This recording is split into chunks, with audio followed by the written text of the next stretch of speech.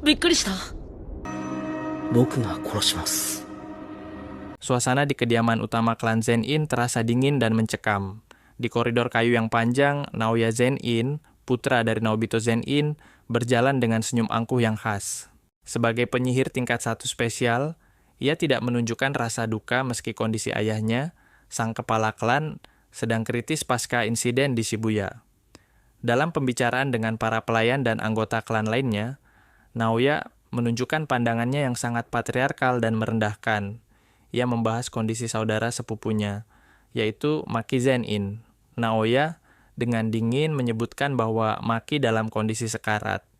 Meski mengakui kecantikan Maki, ia mencelanya karena dianggap tidak tahu cara mendukung pria dan bertingkah sok kuat padahal dia seorang wanita. Sedangkan Mai Zenin, ia menganggap Mai sedikit lebih baik karena Mai sadar akan posisinya sebagai wanita, meskipun wajahnya identik dengan Maki. Naoya bahkan melontarkan pernyataan kejam. Wanita yang tidak bisa berjalan 3 langkah di belakang pria seharusnya mati saja. Narasi berlanjut saat Naoya melangkah masuk ke sebuah ruangan di mana para petinggi klan lainnya, termasuk Ogi Zenin dan Jinichi Zenin, sudah menunggu. Kedatangan Naoya disambut dengan ketegangan karena mereka tahu bahwa kematian Naobito akan memicu perebutan kekuasaan yang besar di dalam salah satu dari 3 keluarga penyihir agung ini. Di dalam ruangan utama, Naoya Zenin menghadapi paman-pamannya, Zenin Ogi dan Zenin Jinichi, yang keduanya adalah penyihir spesial tingkat 1. Dengan nada meremehkan, Naoya mengejek Jinichi dengan mengatakan bahwa wajahnya jelek dan membandingkannya secara negatif dengan Toji. Naoya secara terbuka menyatakan ambisinya untuk menjadi kepala klan berikutnya, menyebut kakak-kakaknya sebagai pecundang dan merendahkan posisi paman-pamannya dalam hierarki kekuatan. Ketegangan memuncak saat Jinichi yang merasa dihina melancarkan serangan fisik ke arah Naoya. Namun, Naoya dengan tenang menghindarinya sambil tetap bersikap angkuh. Di tengah kekacauan kecil tersebut, Naoya dengan sinis mengingatkan bahwa ayah mereka, Naobito, sudah diambang kematian. Suasana yang penuh hinaan itu seketika terhenti saat Furudate, perwakilan klan, muncul untuk memberikan pengumuman resmi. Dengan nada berat, ia menyampaikan berita yang telah dinanti. Zenin, Naobito sama, kepala klan Zenin ke-26, telah resmi dinyatakan meninggal dunia. Sesuai dengan permintaan terakhir Naobito, Furudate bersiap membacakan surat wasiat di hadapan 3 kandidat utama yang hadir, Ogi, Jinichi, dan Naoya. Surat wasiat ini bukan sekadar pembagian harta, melainkan penentuan masa depan klan yang akan mengubah peta kekuatan di dunia penyihir, terutama terkait syarat khusus jika Satoru Gojo tidak lagi mampu menjalankan fungsinya sebagai pelindung dunia sihir. Keputusan utama, Naoya Zenin ditunjuk sebagai kepala klan ke-27 dan akan mewarisi seluruh aset klan, termasuk peralatan kutukan yang disimpan di SMA Jujutsu Tokyo dan gudang keluarga, dengan persetujuan Ogi atau Jinichi. Klausul mengejutkan. Terdapat syarat khusus jika Satoru Gojo meninggal dunia atau kehilangan kemampuan mentalnya, tersegel. Sesuai perjanjian tertulis dengan Toji Fushiguro, maka Megumi Fushiguro akan diterima kembali ke klan Zenin, diangkat menjadi kepala klan, dan seluruh aset akan jatuh kepadanya. Mendengar wasiat tersebut, Naoya tertegun sejenak sebelum ekspresinya berubah menjadi sangat gelap. Ia merasa dikhianati oleh ayahnya sendiri yang lebih memilih bocah asing, Megumi, daripada dirinya. Setelah mengetahui dari pelayan bahwa Megumi kemungkinan sedang berada di Tokyo mencari Yuji Itadori, Wada Sukuna, sebuah rencana jahat muncul di benak Naoya. Dengan tatapan dingin dan penuh kebencian, Naoya memutuskan, "Aku akan membunuh mereka berdua, Megumi dan Yuji. Kapan atau bagaimana seseorang mati tidaklah penting. Aku akan mengurus semuanya setelah membunuh mereka, karena akulah kepala klan Zenin." Di tempat lain, penyihir tingkat spesial, Yuki Tsukumo berdiri menatap kehancuran kota. Ia menyesal karena tidak bertindak lebih cepat saat situasi berubah menjadi alam iblis. Ia merasa sudah waktunya untuk menghadapi Tengen secara langsung. Setelah kekacauan besar di insiden Shibuya, dunia Jujutsu menjadi kelam. Di tengah puing-puing keputusasaan, Yuji Itadori duduk termenung di sebuah tangga, memikul beban rasa bersalah yang teramat berat. Ia merasa tidak lagi pantas untuk kembali ke kehidupan normal atau bahkan kembali ke SMA Jujutsu. Choso yang kini menganggap dirinya sebagai kakak laki-laki Yuji mendekat dengan penuh perhatian. Ia bertanya tentang luka-luka Yuji, menyadari bahwa kekuatan Yuji telah meningkat pesat, kemungkinan besar karena pengaruh Sukuna yang semakin kuat di dalam dirinya. Choso mendesak Yuji untuk kembali, sementara ia sendiri berencana untuk mengumpulkan sisa-sisa saudaranya, janin terkutuk, yang lain. Namun hati Yuji sedang hancur. Dengan suara bergetar, ia mengungkapkan kegelapan yang menyelimuti pikirannya. Rencana Sukuna. Ia khawatir tentang apa yang Sukuna rencanakan terhadap Megumi Fushiguro. Pembantaian Shibuya. Bayangan orang-orang yang tewas karena Sukuna menggunakan tubuhnya terus menghantui. Yuji merasa tangannya telah berlumuran darah yang tak terhapuskan. Puncak dari pengakuannya, yang paling menyakitkan adalah saat ia berkata langsung kepada Choso, "Aku juga sudah membunuh adik-adikmu." Yuji merujuk pada Eso dan Kechisu, dua saudara Choso yang ia tewaskan sebelumnya. Ia mengira hal ini akan memicu kemarahan atau kebencian dari Choso. Alih-alih marah, Choso memberikan tanggapan yang mengharukan. Ia menatap Yuji dengan tenang dan berkata bahwa itu hanyalah sebuah kesalahpahaman. Baginya, hubungan saudara memang rumit dan ini bukan lagi masalah tentang memaafkan atau tidak. Choso percaya bahwa jika Eso dan Kechisu berada di posisinya, mereka akan melakukan hal yang sama. Choso mengajak Yuji bangkit dengan satu tujuan sederhana namun berat. "Ayo, pokoknya sekarang kita harus membasmi roh terkutuk sebanyak mungkin." Di tengah lanskap kota yang sunyi dan hancur, Yuji Itadori berdiri sendirian di atas jembatan yang membentang luas. Tanpa membuang waktu, ia memulai ritual penarik perhatian yang sederhana namun efektif. Ia menepukkan tangannya dengan keras berkali-kali. Suara tepukan yang menggema di antara gedung-gedung tinggi itu berfungsi sebagai bel makan malam bagi para monster yang kelaparan. Strategi Yuji segera membuahkan hasil. Dari kegelapan dan celah-celah bangunan, muncul beberapa roh terkutuk berukuran besar dengan rupa yang mengerikan. Melihat mangsanya datang, Yuji tidak gentar. Ia justru mulai berlari, memancing gerombolan roh terkutuk tersebut untuk mengejarnya masuk ke dalam area yang lebih sempit. Dengan kecepatan dan ketangkasan fisiknya yang luar biasa, Yuji melompati rintangan dan berbelok tajam di antara lorong-lorong bangunan. Roh-roh tersebut yang terobsesi untuk menangkap Yuji, terus merangkak dan terbang mengejarnya tanpa menyadari bahwa mereka sedang digiring ke dalam jebakan maut. Yuji menggiring gerombolan tersebut menuju sebuah terowongan atau lorong panjang di mana ruang gerak mereka menjadi terbatas. Begitu mencapai titik yang ditentukan, Yuji berteriak memanggil rekannya. Di ujung lorong, Choso sudah menunggu dengan posisi siap tempur. Dengan ketenangan seorang penyihir berpengalaman, ia mengatupkan kedua tangannya, memfokuskan energi kutukan dan manipulasi darahnya ke satu titik tajam. Saat gerombolan roh terkutuk itu berada dalam satu garis lurus yang sempurna, Choso melepaskan teknik andalannya, Piercing Blood. Serangan darah bertekanan tinggi tersebut melesat bagaikan peluru, menembus tepat ke arah target yang paling depan, siap untuk menghancurkan seluruh gerombolan tersebut dalam satu serangan fatal. Yuji bergerak dengan kecepatan dan kekuatan fisik yang luar biasa, menghancurkan beton di sekitarnya saat ia melompat menyerang. Melihat aksi tersebut, Choso dalam hatinya merasa kagum. Ia mengamati bahwa kemampuan Yuji telah meningkat pesat sejak pertarungan mereka sebelumnya. Kendali energi kutukan Yuji kini berpadu sempurna dengan kekuatan fisik murninya yang tidak normal. Choso terus memanggil Yuji dengan sebutan adikku. Meskipun Yuji masih tampak bingung dengan klaim tersebut, Choso merasa yakin akan hubungan darah mereka. Ia bahkan memberikan petunjuk krusial kepada Yuji untuk mengingat kembali masa lalunya, dengan menyebutkan ciri khas sosok ayah Yuji yang memiliki bekas jahitan di dahinya. Sebuah petunjuk yang merujuk pada keterlibatan Kenjaku. Bagi Choso, Yuji bukan lagi sekadar penyihir biasa. Ia melihat potensi luar biasa dalam diri Yuji yang ia sebut telah menjadi seperti dewa iblis di medan tempur. Tiba-tiba muncul sosok penyihir muda dari keluarga Zenin. yaitu Naoya Zenin.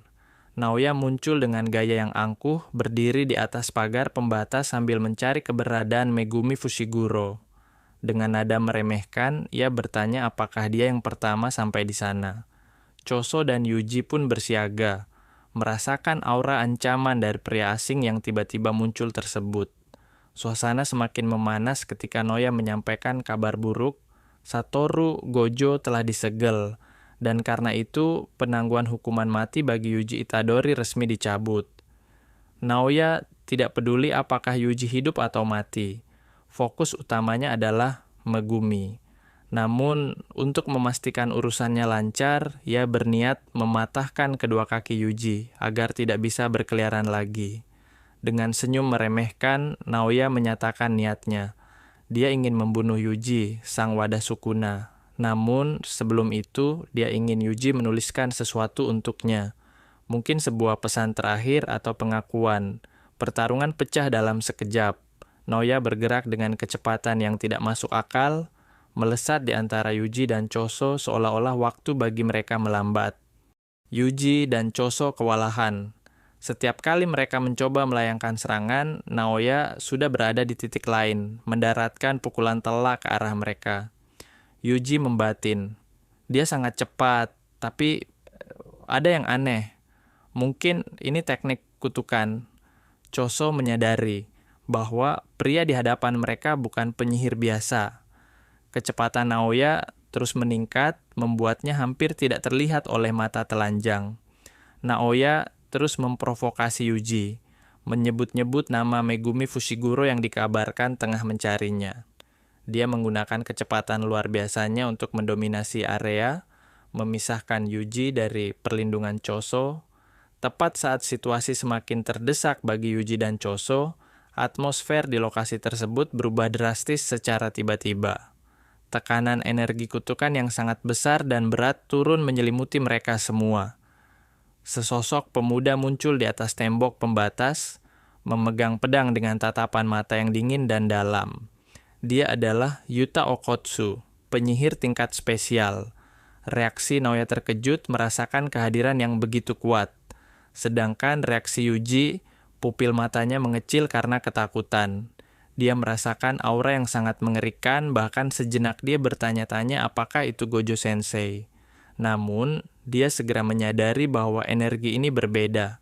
Dingin, pekat, dan jauh lebih menyeramkan. Yuta menatap ke arah Yuji, sang target eksekusinya, dan berkata dengan tenang namun mematikan. Kamu tidak sendirian ternyata. Suasana di area konstruksi yang terbengkalai itu mendadak sunyi. Yuji Itadori dan Choso berdiri berdampingan, namun kewaspadaan mereka memuncak saat menyadari kehadiran sosok baru. Di hadapan mereka, berdiri Naoya Zenin, seorang penyihir elit yang sombong yang datang dengan niat membunuh Yuji untuk kepentingan klan Zenin. "Kamu siapa?" tanya Yuji singkat.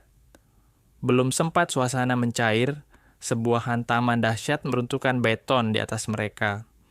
Dari balik puing-puing yang berjatuhan, muncullah sosok pemuda aura yang sangat menekan, Yuta Okotsu. Dia turun dengan posisi berlutut, menghancurkan pijakan di bawahnya hanya dengan mendarat.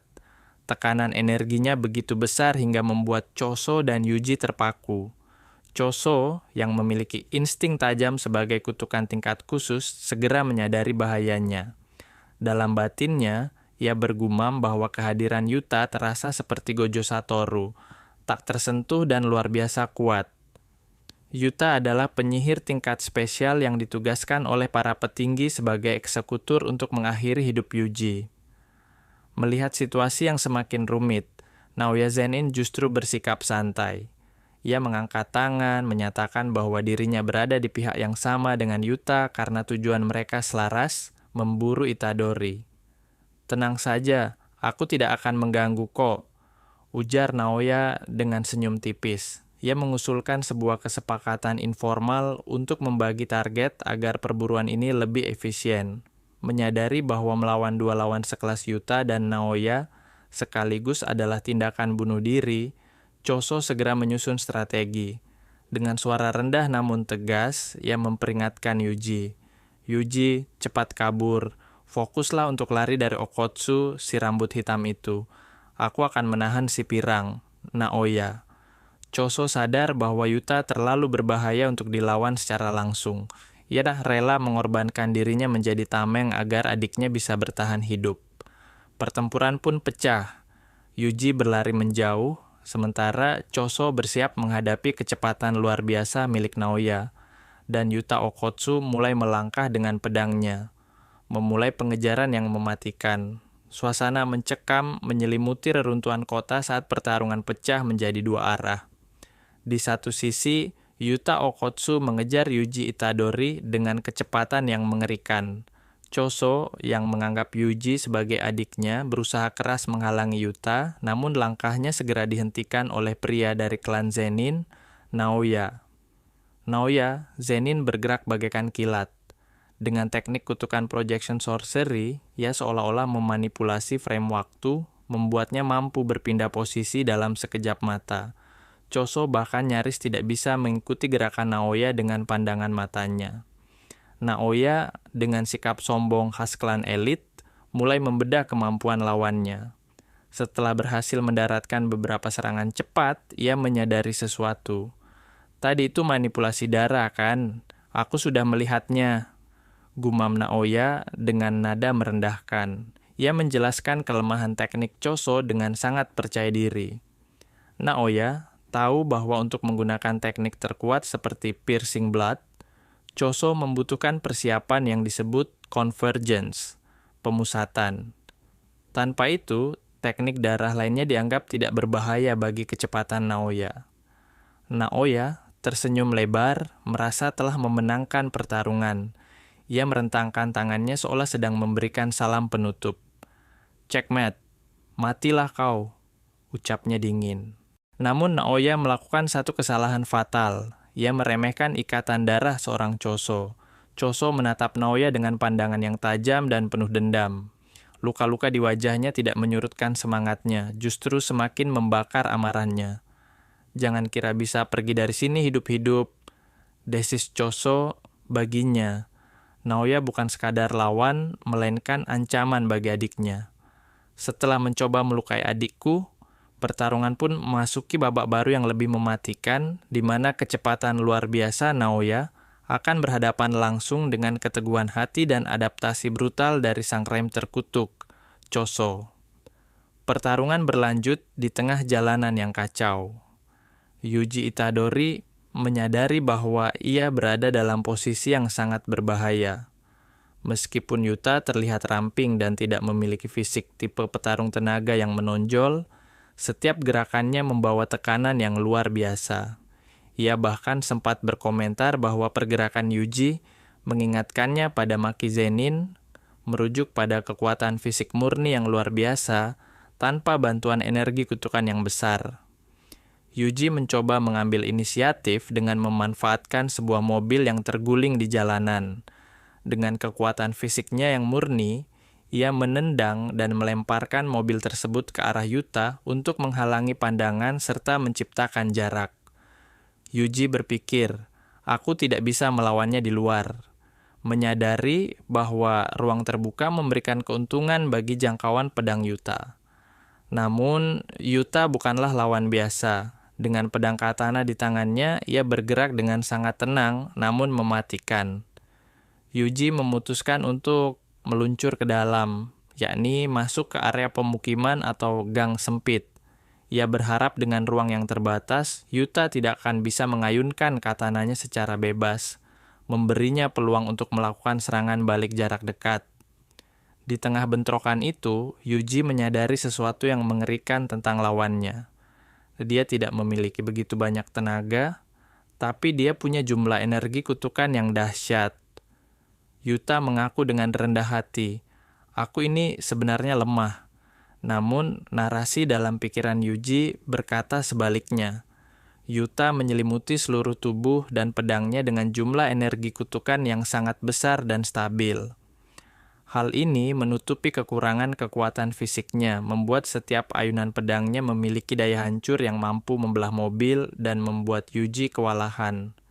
Yuta berdiri dengan tenang, namun Tekanan energinya membuat atmosfer terasa menyesakan. Dengan jujur, Yuta mengakui perbandingannya dengan Satoru Gojo. Aku punya lebih banyak energi kutukan dari Gojo Sensei, ucap Yuta dengan sorot mata yang letih. Namun, ia menambahkan sebuah perbedaan krusial bahwa meski cadangan energinya lebih besar, Gojo memiliki Six Eyes yang membuat penggunaan energinya hampir nol, memungkinkan Gojo untuk tidak pernah kehabisan tenaga, berbeda dengan dirinya. Yuji menyadari bahwa bertarung melawan Yuta bukanlah perkara mudah. Dalam pikirannya, ia menganalisis bagaimana seorang penyihir tingkat tinggi mengendalikan energi kutukan. Penyihir. Rata-rata, aliran energinya mudah dibaca karena cenderung terkumpul di bagian tubuh yang akan menyerang, seperti kepalan tangan. Penyihir elit. Mereka mampu menyamarkan aliran energi hingga detik terakhir serangan diluncurkan, membuatnya sangat sulit diprediksi. Kasus Yuta Okkotsu. Yuta berada di level yang berbeda. Seluruh tubuhnya, termasuk pedang yang ia genggam, selalu dibanjiri oleh energi kutukan yang meluap-luap dalam jumlah masif. Di tengah desakan itu, Yuta menatap Yuji dengan dingin sembari berkata, "Sekarang, menyerahlah." Yuji, meski terpojok dan menyadari perbedaan kekuatan yang jurang, hanya bisa membatin dengan tekad yang tersisa. Ia tahu bahwa satu kesalahan kecil saja akan berakibat fatal, karena setiap serangan Yuta selalu tepat sasaran dengan dampak yang diminimalisir secara efisien. "Maaf, tapi aku belum boleh mati," bisik Yuji dalam hati, bersiap menghadapi badai serangan berikutnya dari sang penyihir tingkat spesial tersebut. Pertempuran terjadi di tengah jalan raya yang terbengkalai, dikelilingi oleh mobil-mobil yang ringsek. Yuta Okkotsu, sang penyihir tingkat spesial, terus merangsek maju dengan kecepatan luar biasa. Di tangannya, sebuah katana berkilauan, siap mengeksekusi targetnya. Yuji Itadori menyadari bahwa ia berada dalam posisi yang sangat berbahaya. Dalam pikirannya, ia mengakui keunggulan Yuta. "Selama aku bisa memperkuat tubuhku dengan energi kutukan, aku tidak takut kena pedang. Tapi kalau lawannya dia, aku pasti langsung jadi daging cincang kalau sampai kena." Yuji tahu ia tidak bisa hanya mengandalkan ketahanan fisiknya. Ia harus melakukan sesuatu terhadap pedang milik Yuta agar bisa memiliki peluang untuk menang. Saat terdesak di dekat sebuah mobil SUV putih yang terparkir, Yuji melakukan gerakan akrobatik. Ia melompat dan menerjang masuk ke dalam kabin mobil melalui jendela yang pecah. Dengan insting tajam, ia mencari apapun yang bisa digunakan untuk menahan serangan pedang Yuta. Hanya dalam hitungan detik, Yuji berhasil menemukan sebuah pisau survival di dalam mobil tersebut. Ia segera keluar dan menangkis sabetan katana Yuta dengan pisau barunya. Yuta sempat terkejut dengan kecepatan reaksi Yuji. Ia bergumam dalam hati, bertanya-tanya dari mana Yuji mendapatkan senjata tersebut secara tiba-tiba. Namun, dengan tenang, ia menyimpulkan bahwa pisau itu diambil dari dalam SUV. Bagi Yuji, senjata ini adalah napas tambahan. Meskipun hanya pisau biasa, selama itu bukan senjata kutukan khusus, ia merasa memiliki kesempatan untuk mengimbangi permainan pedang Yuta yang mematikan. Di tengah denting senjata yang saling beradu, memori Yuji melayang kembali ke masa pelatihannya bersama Satoru Gojo. Ia teringat nasihat Gojo tentang pentingnya tidak hanya bergantung pada senjata kutukan, tetapi juga mengalirkan energi kutukan dengan presisi. Saat itu, Gojo memperingatkan bahwa mengandalkan benda tajam tanpa pengendalian energi yang matang justru bisa menjadi bumerang. Kembali ke realita, Yuta bergerak dengan kecepatan yang sulit diikuti mata. Setiap tebasan pedangnya membawa niat membunuh yang nyata. Yuji mencoba menutup jarak, menggunakan pisau kecil sebagai pertahanan terakhir.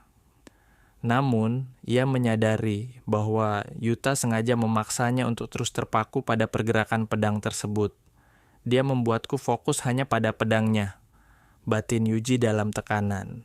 Benar saja, Yuta memanfaatkan celah itu untuk melayangkan tendangan lutut yang sangat kuat hingga membuat Yuji terbatuk. Yuji berusaha memberikan perlawanan balik dengan mencoba mematahkan pedang Yuta menggunakan energi kutukan yang dialirkan ke pisaunya. Suara gesekan logam yang memekakan telinga memenuhi udara. Dalam satu gerakan yang sangat cepat dan efisien, Yuta berhasil menembus pertahanan Yuji. Sebelum Yuji sempat bereaksi, bilah pedang yang telah dialiri energi kutukan dalam jumlah besar itu meluncur deras dan menghunjam perut Yuji. Darah tepercik menandakan akhir dari pengejaran yang melelahkan tersebut. Yuji hanya bisa terbelalak, menyadari bahwa teknik dan energi kutukan Yuta berada di level yang sama sekali berbeda dari siapapun yang pernah ia hadapi sebelumnya.